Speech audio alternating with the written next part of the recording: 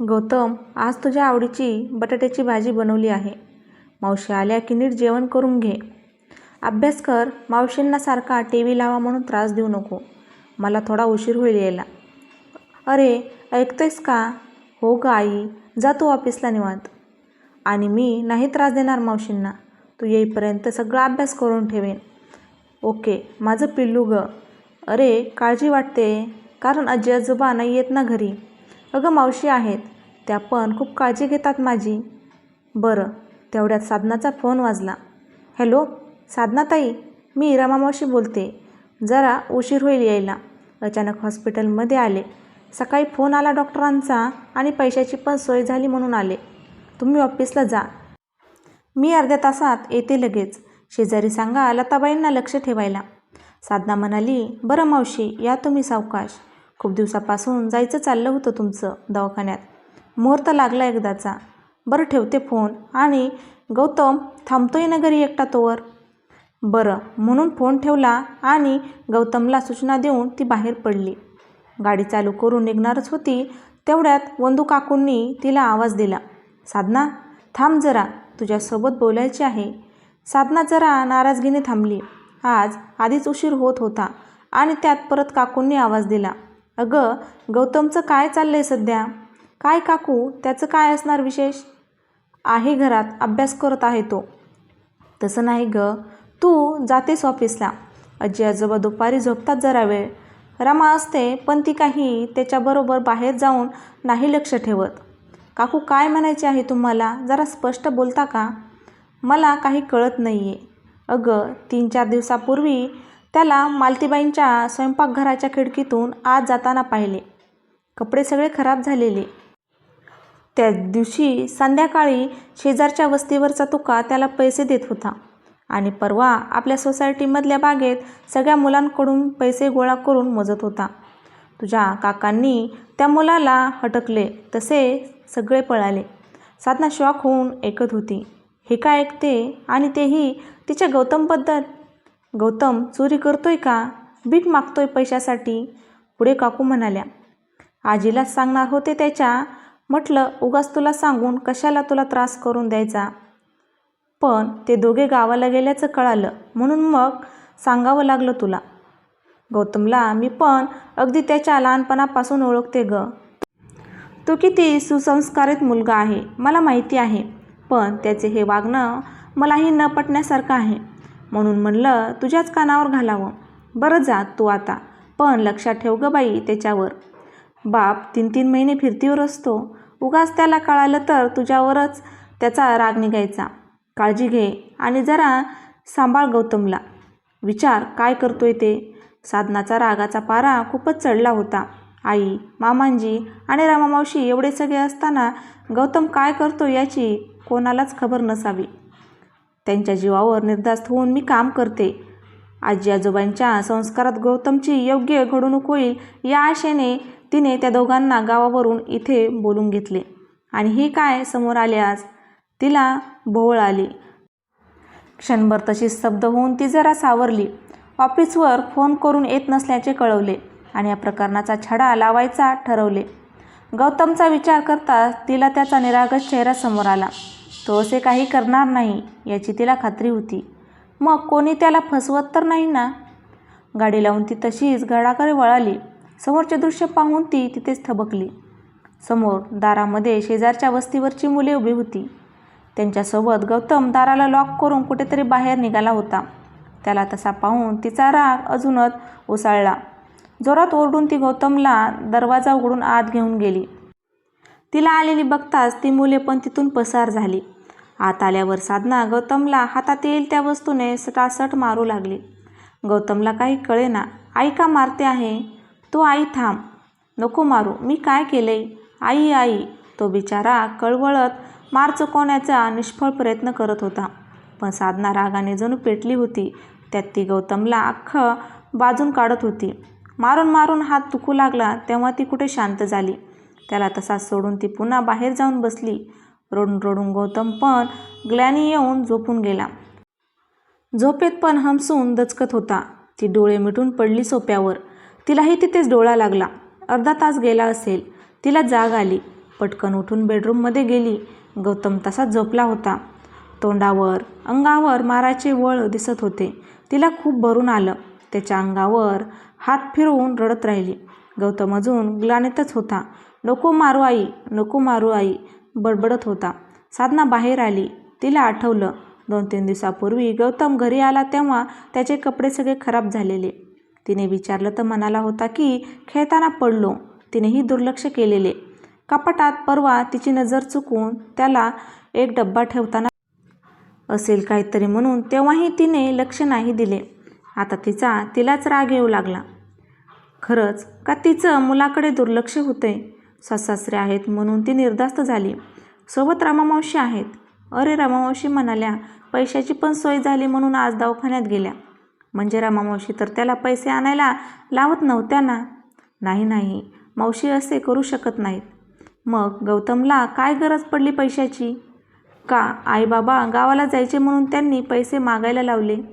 गावाकडे भाऊजींना लागत असतील आणि मला मागायला त्यांना बरं वाटत नसेल. एक ना अनेक प्रश्नांनी साधनाचे डोके गरगरायला लागले.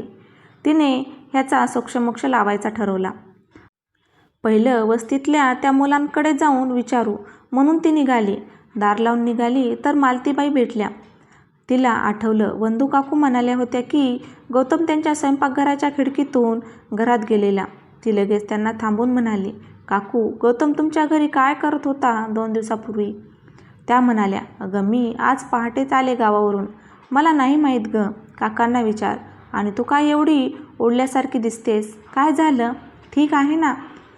ती हो म्हणाली आणि तिथून निघाली. सुदैवाने काका भेटले. म्हणाले, अगं साधना तुझ्याकडेच काम होतं. गौतमबद्दल बोलायचं होतं जरा. साधनाच्या पायाखालची जमीनच सरकली. आता काका अजून काय सांगणार आहे? ती धबकली जागीच.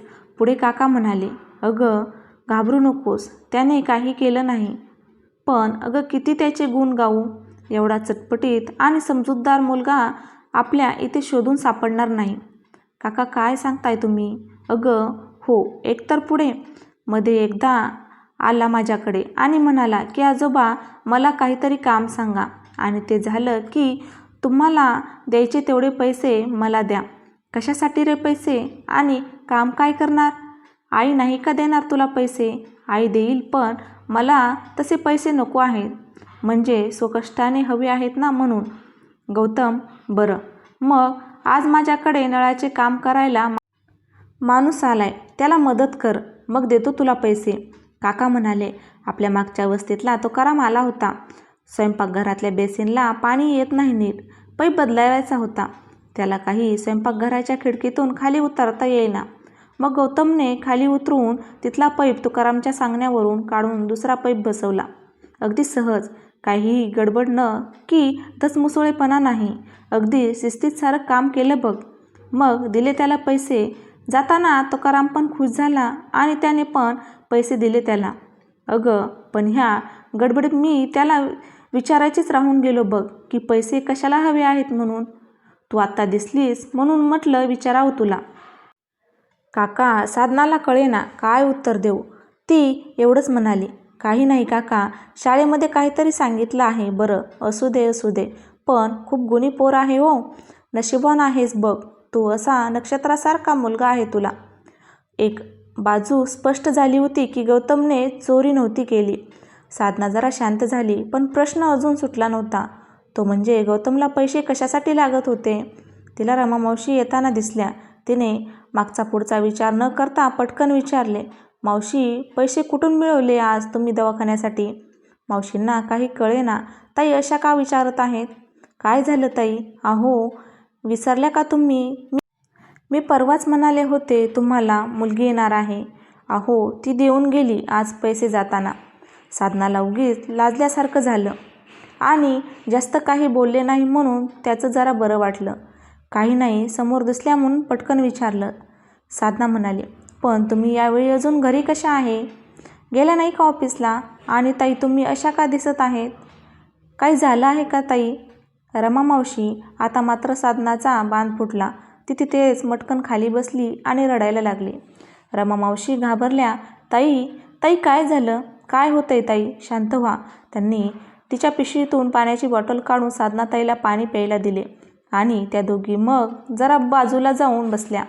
मग साधना जरा शांत झाल्यावर तिने त्यांना सगळं सांगितलं. मावशी पण जरा गोंधळल्या, कारण गौतम तर ठीक वागत होता. नेहमीप्रमाणे त्याच्या नजरेत काही वागणे आले नाही.